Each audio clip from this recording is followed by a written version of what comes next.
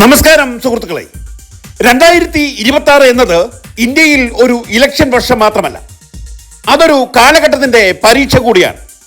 കാരണം മോഡി 2026 പ്രധാനമന്ത്രിയായി തുടരുമോ എന്ന ചോദ്യം ഇപ്പോൾ ചോദിക്കുന്നത് പ്രതിപക്ഷം മാത്രമല്ല. ഇന്നലെ വരെ അല്ലെങ്കിൽ ഇന്നും മോദിയുടെ കൂടെ നിന്ന ആളുകളും മോഡിയെ അധികാരത്തിൽ എത്തിക്കാൻ ശ്രമിച്ച പാർട്ടികളും തുറന്നു പറയാൻ തുടങ്ങിയിരിക്കുന്നു. ഇനിയെല്ലാം പഴയതുപോലെയാകില്ല എന്ന്. അതുകൊണ്ടാണ് ഇന്നലെ വരെ മോദി അജയനാണ് എന്ന് വിശ്വസിച്ച രാജ്യം ഇന്ന് പതുക്കെ വാക്കുകൾ മാറ്റി പറയാൻ തുടങ്ങിയിരിക്കുന്നത്. കാരണം ഒരിക്കലും കേട്ടിട്ടില്ലാത്ത ഒരു കാലഘട്ടം ഇപ്പോൾ ഇന്ത്യ കാണുകയാണ്. മോദി 2026 പ്രധാനമന്ത്രിയായി തുടരില്ല എന്ന് പറയുന്നത് ആരൊക്കെയാണെന്ന് നമുക്ക് പെട്ടെന്നൊന്ന് നോക്കാം. അത് BJPയുടെ പാർട്ടിയുടെ ഉള്ളിൽ നിന്ന് തന്നെ പറച്ചിൽ വരുന്നുണ്ട്. പിന്നീട് RSS വൃത്തങ്ങളിൽ നിന്ന് തന്നെ ഈ വർത്തമാനം ഇപ്പോൾ ഉണ്ടാകുന്നു. അധികാര കേന്ദ്രങ്ങൾക്ക് ചുറ്റും നിൽക്കുന്ന വലിയ വ്യക്തികൾ ഇപ്പോൾ പറയുന്നത് മോദി 2026 പ്രധാനമന്ത്രിയായി തുടരില്ല എന്നതാണ്. അതും പറഞ്ഞിട്ട് ഇതുവരെ കൂടെ നിന്ന മീഡിയ പോലും ഇപ്പോൾ പറയുന്നു മോദി 2026 പ്രധാനമന്ത്രിയായി തുടരാൻ യോഗ്യനല്ല എന്ന്. മോദിക്ക് എതിരെയുള്ള അപശബ്ദങ്ങൾ ഇന്ന് തുറന്ന ചർച്ചയായി മാറിയിട്ടുണ്ട്. ഇതൊരു ചെറിയ കാര്യമല്ല സുഹൃത്തുക്കളെ, ഇതൊരു വലിയ പടയൊരുക്കം തന്നെയാണ്.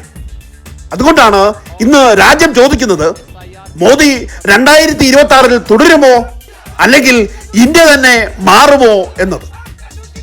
ഈ വീഡിയോ നിങ്ങൾ അവസാനം വരെ കാണുമ്പോൾ തീർച്ചയായും ഇപ്പോൾ ഞാൻ പറഞ്ഞ ഈ കാര്യം നിങ്ങൾക്ക് വളരെ വ്യക്തമായി മനസ്സിലാകും. സുഹൃത്തുക്കളെ, NDA രാഷ്ട്രീയത്തിൽ എവിടെയാണ് വിള്ളൽ തുടങ്ങിയത്?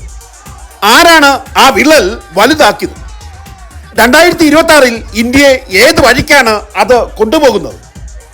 സുഹൃത്തുക്കളെ, ഇതൊരു പ്രവചന വീഡിയോയേ അല്ല. ഇത് ഇന്നത്തെ ഇന്ത്യയുടെ യഥാർത്ഥ ചിത്രമാണ് നിങ്ങളുടെ മുമ്പിൽ ഞാൻ അവതരിപ്പിക്കാൻ ശ്രമിക്കുന്നത്. പ്രധാന പോയിന്റിലേക്ക് കടക്കുന്നതിന് മുമ്പ് ഒരു പ്രത്യേക കാര്യം അറിയിക്കട്ടെ. ഈ വീഡിയോ ഇപ്പോൾ തന്നെ നിങ്ങൾ ലൈക്ക് ചെയ്യുകയാണെങ്കിൽ യൂട്യൂബിന്റെ അൽഗോരിതം ഈ വീഡിയോയെ നിരസിക്കില്ല. ഈ സമയത്ത് നിങ്ങളുടെ വിലയേറിയ സഹായം ഞങ്ങൾക്ക് വളരെ അത്യാവശ്യമാണ്. സുഹൃത്തുക്കളെ, നമുക്കറിയാം നരേന്ദ്രമോദി ഇന്നും വലിയ നേതാവ് തന്നെയാണ്, അതിലാർക്കും ഒരു സംശയവുമില്ല. എന്നാൽ 2024 കഴിഞ്ഞപ്പോൾ മോദിയുടെ ഇമേജിന് വലിയ ഇടിവ് സംഭവിച്ചു. അതായത് 400 സീറ്റുകൾക്ക് മുകളിൽ സ്വപ്നം കണ്ട മോദി അമ്പെ തകർന്നടിഞ്ഞു. ഒരുപാട് പേർ തുറന്നു പറയുന്നില്ലെങ്കിലും പലരും മനസ്സിൽ അത് സംഭവിച്ചു തുടങ്ങി. മോദി ശരിയല്ല എന്ന സത്യം. മോദി അജയൻ എന്ന ഇമേജിന് വലിയ മങ്ങൽ ഇപ്പോൾ വന്നിട്ടുണ്ട്. ഇതാരും പ്രസംഗത്തിൽ പറയില്ല, ഇത് ചാനലുകൾ തുറന്ന് ചർച്ച ചെയ്യുകയുമില്ല. പക്ഷേ ഓരോ വീടിനുള്ളിലും, ഓരോ ചായക്കടയിലും, ഓരോ യുവാവിൻ്റെ മനസ്സിലും നിശബ്ദമായി ഉയരുന്ന ഒരു ചോദ്യമുണ്ട്. ആരും ഇത് വിളിച്ചു പറയുന്നില്ല, പക്ഷേ എല്ലാവരും ചിന്തിക്കുന്നുണ്ട്, ഇനിയും ഇതേ മോഡൽ തന്നെ മതിയോ എന്നുള്ളത്. അതാണ് സുഹൃത്തുക്കളെ മാറ്റത്തിന്റെ ആദ്യ സൂചന. ശബ്ദമില്ലാത്ത ഒരു ചോദ്യം, പക്ഷേ ഏറ്റവും അപകടകരമായ ആ ചോദ്യമാണ് ഇവിടെ പയ്യെ തുടങ്ങുന്നത്. അവിടെ നിന്നാണ് യഥാർത്ഥ രാഷ്ട്രീയത്തിന്റെ കഥയും തുടങ്ങുന്നത്. ഇനി നമുക്ക് മോദിയെ അധികാരത്തിൽ നിന്നും എങ്ങനെയെങ്കിലും താഴെ ഇറക്കണമെന്ന് ആത്മാർത്ഥമായി ആഗ്രഹിക്കുകയും അതിനായി പരിശ്രമിക്കുകയും ചെയ്യുന്ന NDAയുടെ തന്നെ ഘടകകക്ഷികളെയും അവർ പറയുന്ന കാരണങ്ങളും വളരെ പെട്ടെന്ന് നമുക്കൊന്ന് നോക്കാം. ആദ്യത്തെ കാര്യം എന്ന് പറയുന്നത് BJPയും RSSും തമ്മിലുള്ള വലിയ പിളർച്ച തന്നെയാണ്. സുഹൃത്തുക്കളെ, നമുക്ക് എല്ലാവർക്കും അറിയാം RSS BJPയുടെ പുറകിൽ നിൽക്കുന്ന ഒരു സംഘടന മാത്രമല്ല, അതാണ് BJPയെ ഇവിടെ വരെ എത്തിച്ച ഏറ്റവും വലിയ ആത്മാവ്. പക്ഷെ ഇന്ന് ഒരു സത്യം എല്ലാവർക്കും മനസ്സിലാവും, RSS പറയുന്നതും BJP ചെയ്യുന്നതും ഒന്നു തന്നെയല്ല. അതായത് ഒരിക്കൽ BJPക്ക് ആശയമാണ് മുമ്പിൽ നിന്നത്, എന്നാൽ ഇന്ന് അധികാരമാണ് മുന്നിൽ. ഒരിക്കൽ രാജ്യം പ്രധാനമായിരുന്നു, ഇന്ന് ഇലക്ഷനാണ് പ്രധാനവും ലക്ഷ്യവും. ഇതൊരു ചെറിയ അഭിപ്രായ വ്യത്യാസമല്ല. അമ്മ പറയുന്നത് മക്കൾ കേൾക്കാത്ത ഘട്ടം, അതാണ് ഇപ്പോൾ BJPയും RSSും തമ്മിൽ നടക്കുന്നത്. ഇന്ത്യൻ രാഷ്ട്രീയത്തിൽ ഇങ്ങനെയൊരു അവസ്ഥ വന്നാൽ അത് വെറും ഒരു പ്രശ്നമാകുകയല്ല ചെയ്യുക, അത് വലിയ രാഷ്ട്രീയ അപകടമായി മാറുകയാണ് ചെയ്യുന്നത്. അതായത് ഒരു മകനെ പോലെ BJP കൊണ്ടു നടന്ന RSSന് BJP നൽകുന്ന തിരിച്ചടികൾ താങ്ങാവുന്നതിലും അധികമാണ്. അതിനാൽ BJPയെയും BJPയെ നയിക്കുന്ന മോദിക്കും ഒരു പാഠം പഠിപ്പിക്കാൻ തന്നെ തുരിഞ്ഞിറങ്ങിയിരിക്കുകയാണ് RSS. അതിനായി അവർ ഒരുക്കിയിരിക്കുന്ന ഓരോ വഴികൾ തീർച്ചയായും ഈ വീഡിയോയിൽ ഞാൻ അവതരിപ്പിക്കുക തന്നെ ചെയ്യാം. ഇനി അടുത്തതായി മോദിയെ അധികാരത്തിൽ തുടരാൻ വിലക്കുന്ന ഒരു വലിയ ശീതയുദ്ധം BJPയിൽ ഇന്നും നിലനിൽക്കുന്നുണ്ട്. അത് മറ്റൊന്നുമല്ല സുഹൃത്തുക്കളെ, യോഗി ആദിത്യനാഥും അമിത്ഷായും തമ്മിലുള്ള ശീതയുദ്ധം തന്നെയാണ്. അതായത് മോദിക്ക് ശേഷം ആര്? ഈ ചോദ്യം BJPയിൽ ആരും മൈക്കിൽ കൂടെ വിളിച്ചു ചോദിക്കുന്നില്ല. പക്ഷേ ഓരോ തീരുമാനത്തിനും പിന്നിൽ ഈ ചോദ്യം നിശബ്ദമായി നിലനിൽക്കുന്നുണ്ട്. വടക്കേ ഇന്ത്യ ആരുടെ കയ്യിൽ ആയിരിക്കണം? ഹിന്ദുത്വയുടെ മുഖം ആരാണ് ആവേണ്ടത്?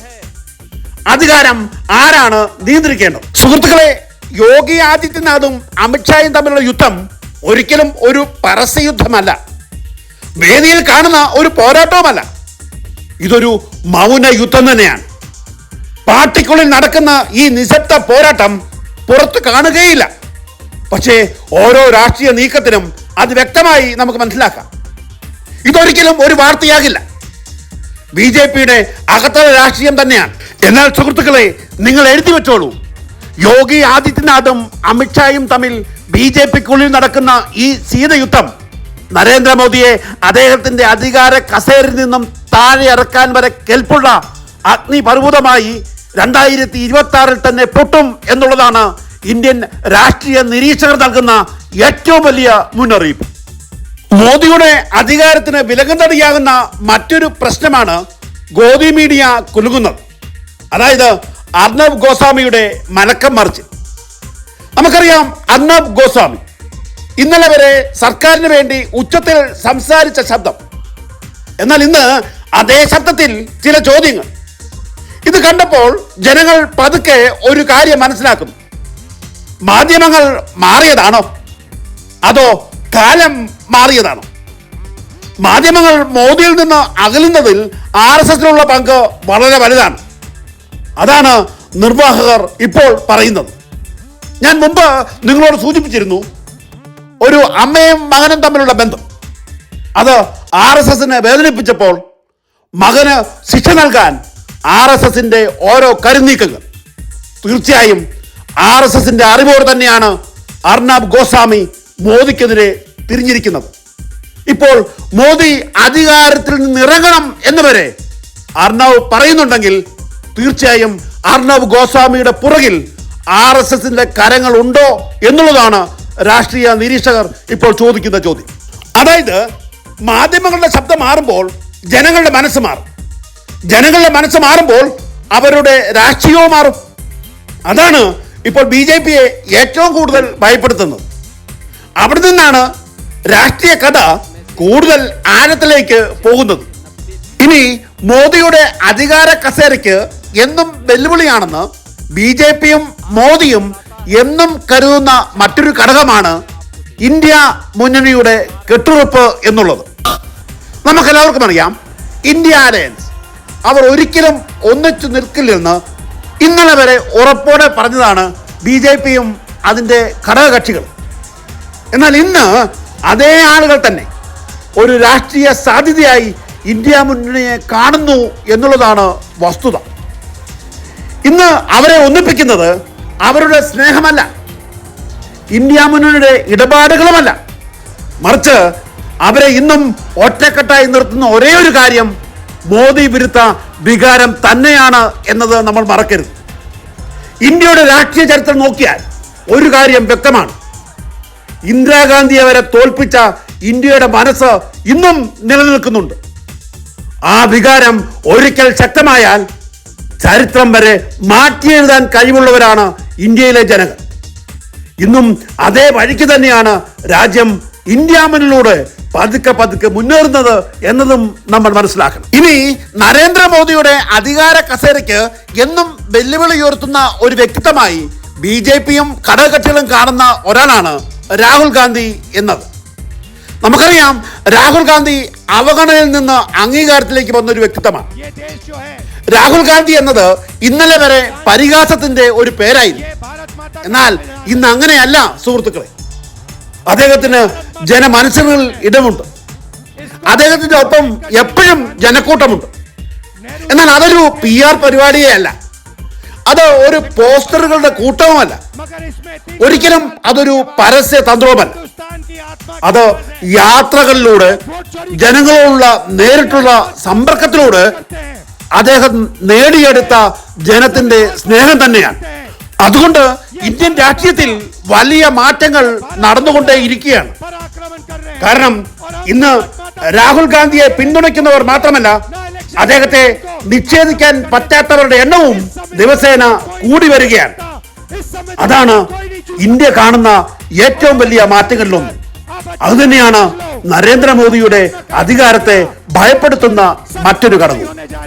ഇനി നരേന്ദ്രമോദിയുടെ അധികാര കസേരയ്ക്ക് എന്നും തലവേദനയായി മാറുന്ന രണ്ട് വ്യക്തിത്വങ്ങളാണ് ചന്ദ്രബാബു നായിഡുവും നിതീഷ് കുമാർ. ഇന്ന് അവർ BJPയുടെ ഒപ്പം തന്നെയാണ്. എന്നാൽ നാളെ അവർ എവിടെയാകും എന്ന് ആർക്കും പറയാൻ പറ്റില്ല. കാരണം അവർ പല കാര്യങ്ങളിൽ ഇന്ന് അസംതൃപ്തരാണ്.